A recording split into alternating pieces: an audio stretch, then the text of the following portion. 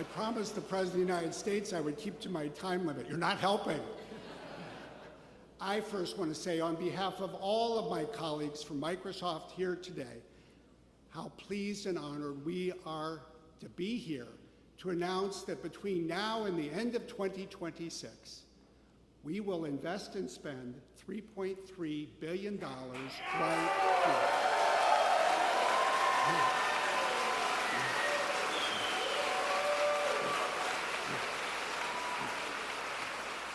Working with all of you, we are going to build something special with the help of some very special people.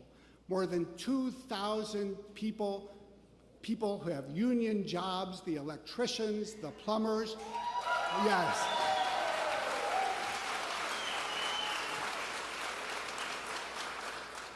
And we are going to be building among the world's most advanced AI and cloud data centers that you will see anywhere.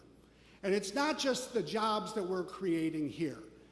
We are creating manufacturing jobs across the state of Wisconsin.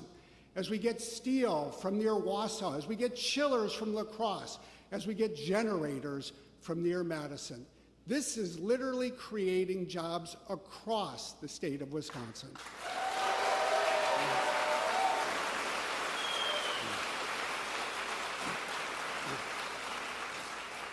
As some of you know, I love this project for one very particular reason among others. From the age of 9 to 14, I literally lived just 3 miles from here. Our family dog came from a farm that's now part of the land on which we are building this data center.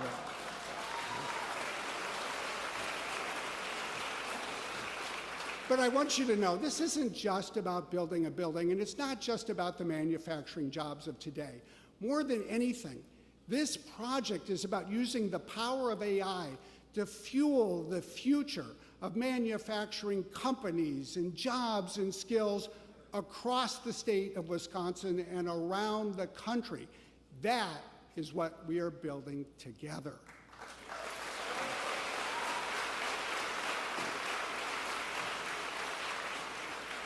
On the one hand, it actually helps to have a big company like Microsoft that can build a strong foundation that can support every small business and nonprofit everywhere. But more than that, as you all know, it takes a community.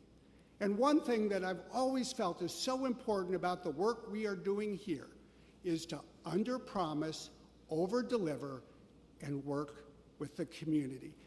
That's what I learned growing up here. It's the way to do business here. That is what we're doing with all of you. And the partnerships that have come together are truly, in my view, inspiring.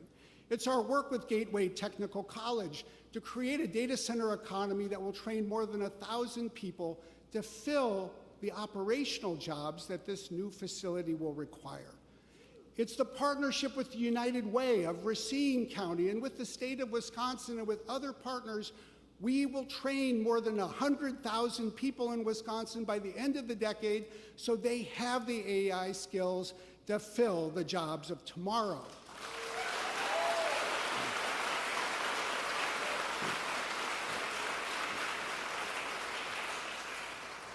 And one of the most exciting things that I think we're launching today is a new initiative, the first of its kind in the United States, a manufacturing-focused AI co-innovation lab.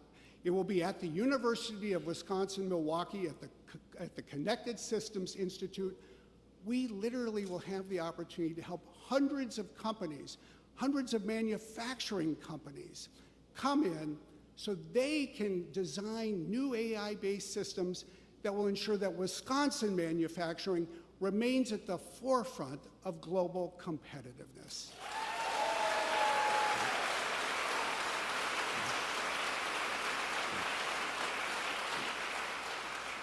And the partnerships that we're building on. This is building not only on great work that's been going on in Milwaukee at the Connected Systems Institute, this builds on this long-standing partnership that we've had at Green Bay, at Titletown Tech, co-founded in 2019 by Microsoft and the Green Bay Packers. And now we are connecting Titletown Tech with UW Milwaukee. And oh my gosh, thank you to Mark Murphy and Ed Policy. As you all know, there are two things that unite the people of Wisconsin: God and the Green Bay Packers.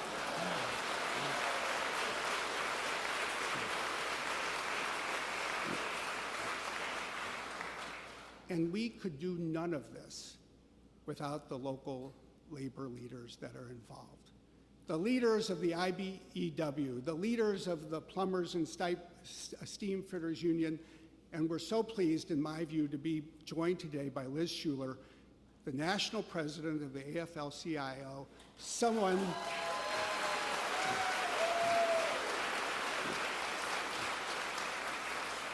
I have learned so much from Liz about how a great technology company and a great set of labor organizations can forge the kind of partnership that will create the jobs and opportunity for the people, not just of today, but for the future.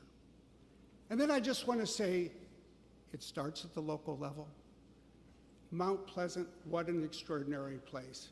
When I look at Dave DeGroot, the village president, when I see the county executive for Racine, for the mayor of Racine, Governor Evers, from his first meeting with me, to do the things that needed to be done to make this happen.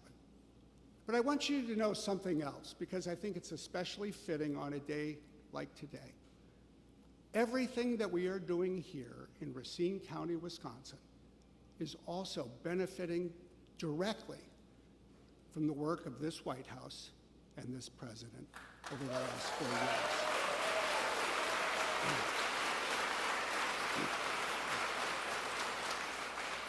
Every day you see the news of the day, but what really matters is the work over a number of years. And in 2021, this president sat down across the aisle and persuaded our Congress to pass a bipartisan infrastructure law,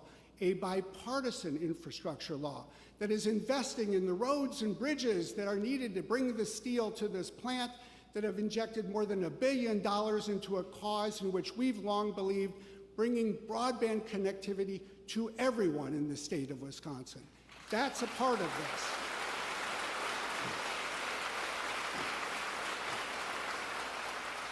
And then again in 2022, it took people coming together in Washington to pass the Chips and Science Act, because believe me, a data center without chips doesn't do very much for anybody.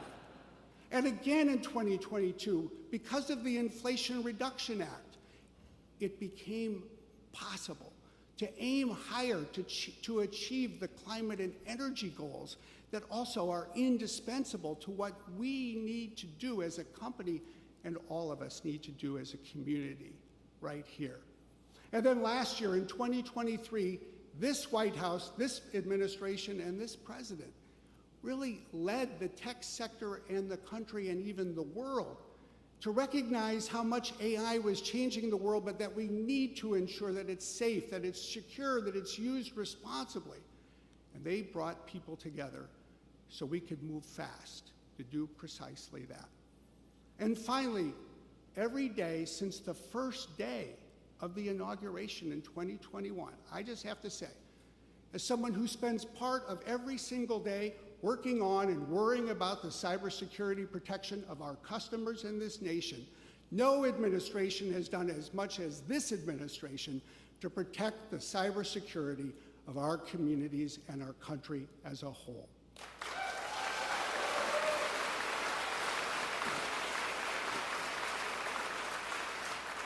It takes all kinds of people that find a way to get things done.